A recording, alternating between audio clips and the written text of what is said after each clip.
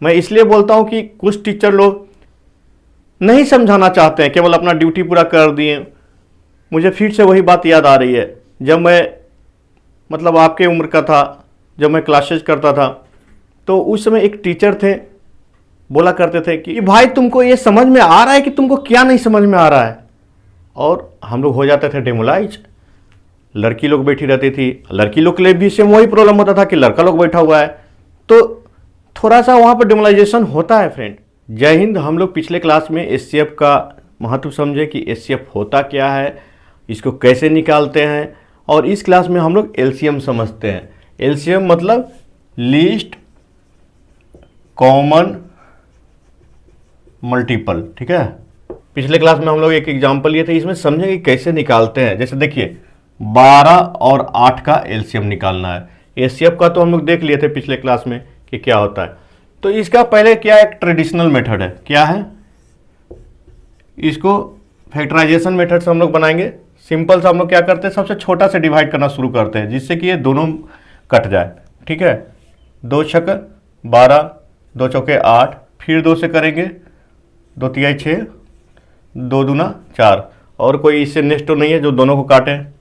तो इसको क्या लिख देंगे, एलसीएम इक्वल टू क्या हो जाएगा, 2 गुने 2 गुने 3 गुने 2, कितना हो गया, 4 के 12 दूनी 24, ठीक है।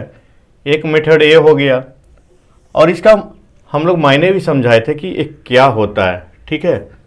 तो क्या करना है, इसका पहाड़ा पढ़ देना है, इसका पहाड़ा पढ़ देना है। टका 12 का 12, 12 दूनी 24, 12 तिया 36, बर 4 48, 12 पचे 60, 12 छक 72, 8 का पढ़िए, 8 का 8, 8 दूनी 16, 8 तिया 24, 8 चौके 32, 8 पचे 40, 8 छक 48, 8 सत्ते 56, 8 9 72, सोन, ठीक है।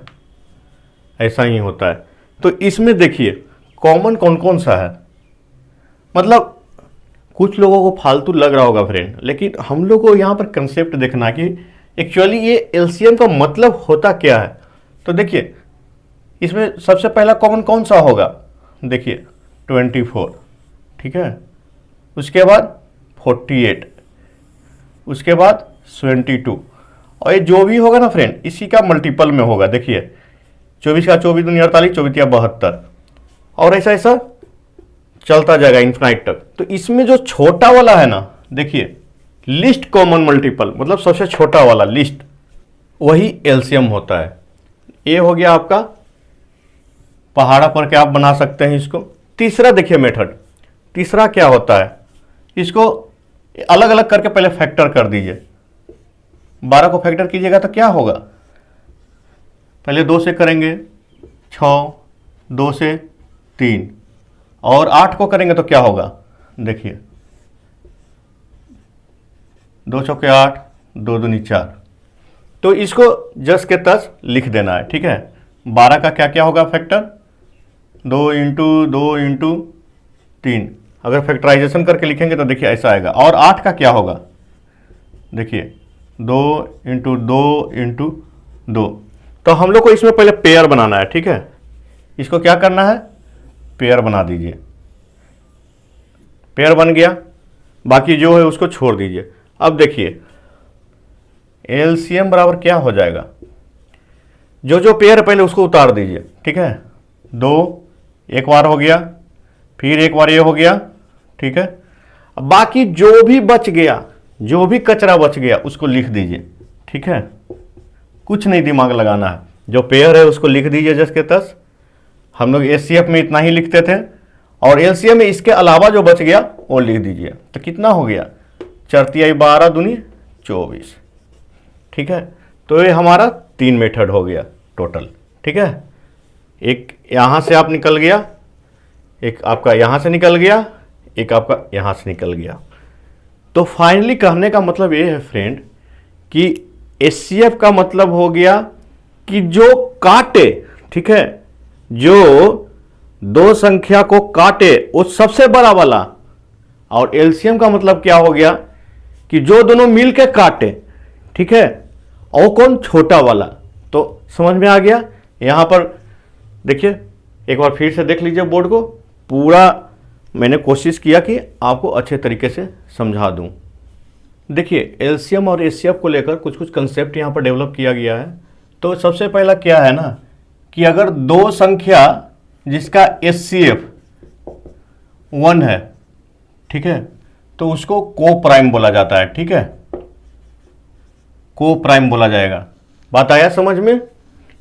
जैसे देखिए यहाँ पे 4 और 6, इसका क्या होगा एचसीएफ? तो आप तो देख के अब समझ सकते हैं कि इसका एचसीएफ हो जाएगा 2।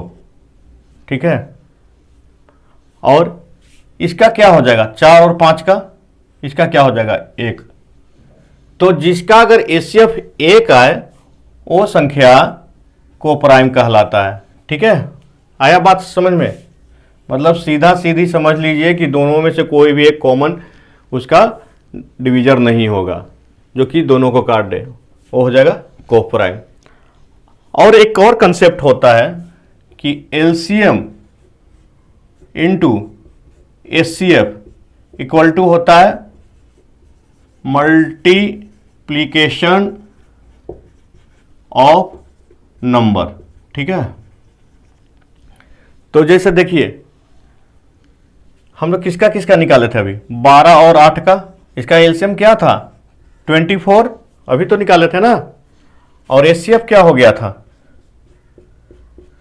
एचसीएफ क्या हुआ था 4। अब देखिए इसका दोनों का इसमें फिट करके देखिए, एलसीएम कितना है 24, एचसीएफ कितना है 4, और मल्टीप्लाई कीजिएगा तो कितना हो जाएगा 12 इंटू 8, 24 चौ 96, 12 8 96। आई बात समझ में?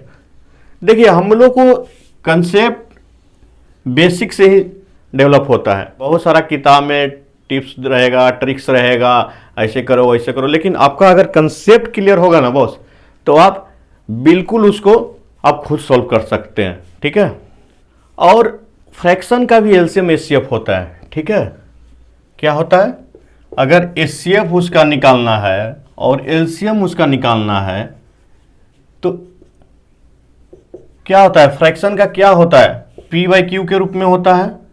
ठीक है, ऊपर वाला को क्या बोलते हैं न्यूमरेटर, और नीचे वाले को डिनोमिनेटर। ठीक है, या अंश इसको बोलते हैं और इसको हर बोलते हैं। ठीक है, तो जब एचसीएफ बोलेगा ना तो न्यूमरेटर का एचसीएफ निकाल देंगे। ठीक है, जो यहां पर बोलेगा वो यहां पर लिख देना है। ठीक है, और दूसरे का एलसीएम निकाल देंगे।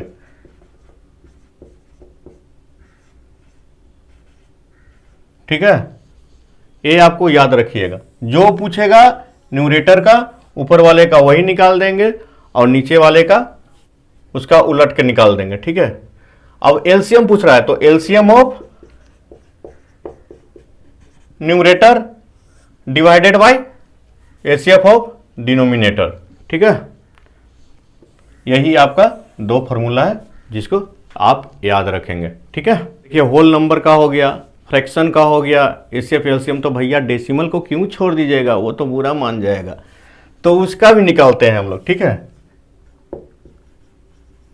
डेसिमल का एचसीएफ एंड एलसीएम, तो उसमें क्या करेंगे ना कि 0 पॉइंट जितना रहेगा, ठीक है, जैसे मान लीजिए कि m है, ठीक है, और 0 पॉइंट n है, ठीक है, मान लीजिए कोई भी डिजिट है, तो इसको हम लोग को दोनों का जो डेसिमल के बाद का जो अंक है ना, देखिए यहां पर कितना है टोटल, ये कितना है टोटल 3 है, तो हम लोग को इसको भी 3 बना देना है 0 डाल के, और उसके बाद कुछ नहीं करना है, इसको सिंपल आपको निकाल देना है। समझ में आ गया? इसका हम लोग आगे जब सॉल्व करेंगे प्रॉब्लम तो उसमें इसका कंसेप्ट आपको क्लियर हो जाएगा। सीधे सीधे इसको समझ लीजिए, इसको बराबर कर देना है। ठीक है, जो ठेठ भाषा में बोल सकते हैं। ठीक है, तो हम लोग नेक्स्ट क्लास में इससे रिलेटेड कुछ प्रॉब्लम सॉल्व करेंगे और धीरे धीरे करके अपना कंसेप्ट डेवलप करेंगे। तो आई थिंक आपको एचसीएफ और एलसीएम का एकदम बेसिक कंसेप्ट समझ में आ गया होगा। और इससे रिलेटेड बहुत सारा क्वेश्चन आता है, मैं फिर से रिपीट कर रहा हूँ। अगर आपको कोई भी डाउट है तो प्लीज़ आप कमेंट बॉक्स में डालिए टाइम फ्रेम को, मैं उसको फिर से समझाऊंगा। और मैं आपको चैलेंज देता हूं कि मैं आपको समझा के रहूंगा। तो मिलते हैं नेक्स्ट क्लास में, तब तक आप कंसेप्ट को खूब रिवाइज कीजिए और अपने फ्रेंड को भी शेयर कीजिए। मैं इसलिए बोलता हूं कि कुछ टीचर लोग नहीं समझाना चाहते हैं, केवल अपना ड्यूटी पूरा कर दिए। मुझे फिर से वही बात याद आ रही है, जब मैं मतलब आपके उम्र का था, जब मैं क्लासेस करता था, तो उस समय एक टीचर थे, बोला करते थे कि भाई तुमको ये समझ में आ रहा है कि तुमको क्या नहीं समझ में आ रहा है। और हम लोग हो जाते थे डेमोलाइज। लड़की लोग बैठी रहती थी, लड़की लोग के लिए भी सेम वही प्रॉब्लम होता था कि लड़का लोग बैठा हुआ है, तो थोड़ा सा वहाँ पर डेमोलाइजेशन होता है फ्रेंड। काश ये मैसेज वो टीचर के पास पहुँचे और ये मैसेज उनको समझ में आए कि कितना दर्द होता है अगर एक स्टूडेंट आपको पे कर रहा है, उसके बाद भी आप नहीं समझा पा रहे हैं और क्वेश्चन पूछता है तो आप उसको डेमोलाइज करते हैं। वो मेरे गुरुजी थे, मैं उनका तो नाम नहीं लूँगा, लेकिन इतना शेयर कीजिए कि उनके पास ये मैसेज पहुँच जाए कि अगर अभी भी वो क्लास लेते हो तो आगे से कम मौका दे समझाने का। स्टूडेंट को समझने के लिए ही पढ़ाया जाता है फ्रेंड, नहीं तो बहुत सारा यूट्यूब चैनल है, बहुत सारा किताब है, आप वहाँ से देख के भी पढ़ सकते हैं, वहाँ से भी देख के समझ सकते हैं। लेकिन लोग स्पेशल क्लासेस क्यों लेता है फ्रेंड, बताइए।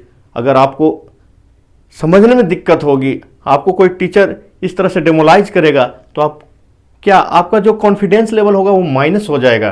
तो चलिए, बहुत सारी बातें हो गई, आप रिवाइज कीजिए। फिर से मैं रिपीट कर रहा हूँ, कोई दिक्कत होता है तो कमेंट बॉक्स में लिखिए। तो मिलते हैं हम लोग नेक्स्ट क्लास में कुछ एक्सरसाइज के साथ।